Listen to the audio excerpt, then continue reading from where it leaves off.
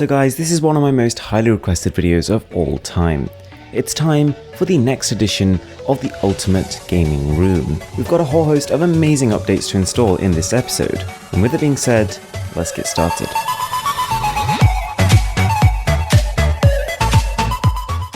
So, we're going to start this episode by quickly recapping the current setup, and then we're going to dive straight into the upgrades. And make sure you stay till the end on this one because, to be honest, we've got quite a few surprises at the end. With that being said, let's get right into it. So, starting from the left, we've got a 34-inch LG ultrawide monitor, the Nanoleaf Aurora lights, and a pretty mid-range gaming PC, and the 2015 maxed out MacBook Pro. We've got a chair that I cannot wait to get rid of, a 55-inch 4K Samsung TV, and a PS4 Pro with a custom skin in the Mr. Who's the Boss colours. We've then got a far higher end gaming PC to really push that 4K TV to the max. And to be honest, so far I'm really enjoying the setup. It's a ton of fun to play games on the giant TV, and on the left hand side I kind of get a lot more of my work stuff done. And one of the things you might notice just on the very right is that we've actually got a brand new table. Now to be honest, it's in a bit of a contrast to the rest of the setup in that it's probably one of the cheapest white tables you can buy, but my requirement was quite simple. I needed a location where I could film unboxings in, take some more scenic and slightly cleaner shots of products. It's just going to give me more variety in terms of shooting. So one of the first things I wanted to do was to quickly upgrade the PC. Now this video is actually sponsored by WD, and they helped me out by sending me their WD Blue SSD. So the plan is I'm going to replace my standard Seagate 1TB hard drive with a WD Blue SSD, and this is not a super high-end product, but nonetheless it will be much faster than my current hard drive. And in terms of installation, it's pretty simple. You simply just open up your PC case, take out the hard drive, and replace it directly with the SSD. My read and write speed went from something around the 200 mark to something closing in on 500 mark almost instantly. So having that higher read and write speed is going to mean we can not only boot faster, but multitask better. Some games will run faster as well, games that are coded to use that, and all around SSDs generally are more reliable than hard drives. This one specifically has an MTTF specification of 1.75 million hours of usage. And the company's so confident about the product and that it won't break down that they have a 3-year limited warranty. So pretty cool. So, moving on. Right on the left hand side you can see we've got this pretty obnoxious desk lamp. Now it's fully functional, but to be honest I don't like the way it looks, I don't like its functionality, and also the cable is very annoying.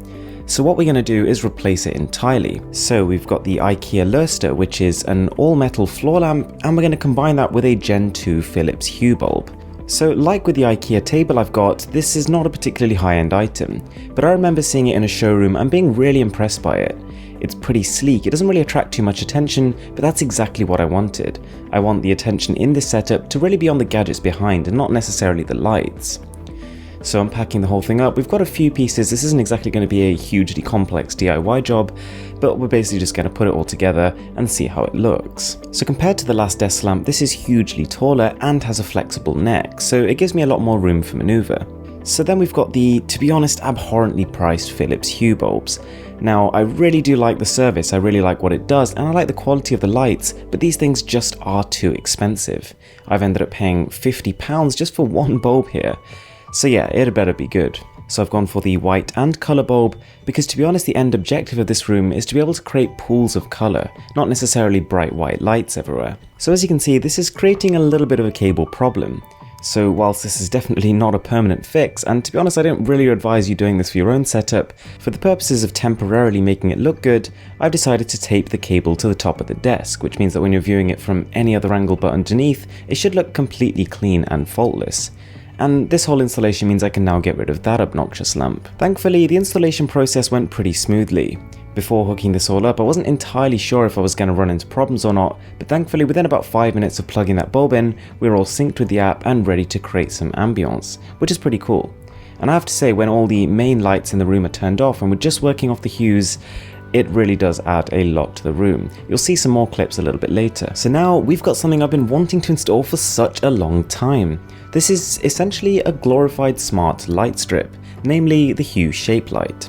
It's got a socket, quite a long cable, and then 2 meters of light strip. And as we observed with the Hue bulbs, we could have got 10 times the amount of light for the same price had we opted for a non-smart alternative. Having said that, holding this in the hand, it really does feel a step above the light strips I've used before. So the plan so far is to integrate it under the bed frame.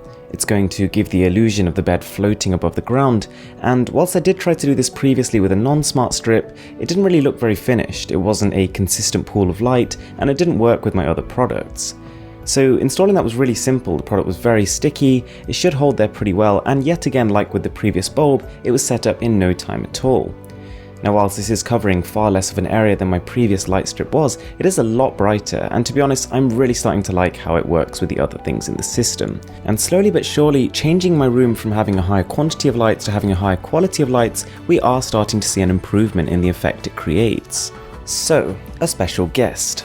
I decided to go for the Amazon Echo Dot. It essentially has all the features of the Amazon Echo without that giant cylindrical speaker, because of course we have far better speakers in this room anyway. So the idea is we're going to sync this to our speakers, to our monitors, to our Nanoleaf Aurora lighting above, and totally automize the processes in this room. Unlike with just using Google Assistant to control these things, the Amazon Echo Dot has far-field microphones, which means that you can be talking at a normal conversation level anywhere in the room and it will be able to pick up your voice and respond accordingly. On top of that, it has all the other benefits like being able to tell you the weather, being able to tell you traffic updates, and all that other cool stuff. So guys, the setup is shaping up pretty nicely. If you've been following this for quite a long time, you'll probably start to notice that we've gone from a stage of growth, a stage of just adding new things again and again, to a stage of refinement, from cutting back and then re-improving things. And I think that's the way forward. I think it is better in the end to have elegance, to have fewer but higher quality things, rather than to just bombard your setup with object after object. Anyway guys, thanks a lot for watching. As always, it really means a lot to me, and if you could hit that subscribe button, that would genuinely make my day. With that being said, I'm Mr. Who's the Boss, and I'm signing out.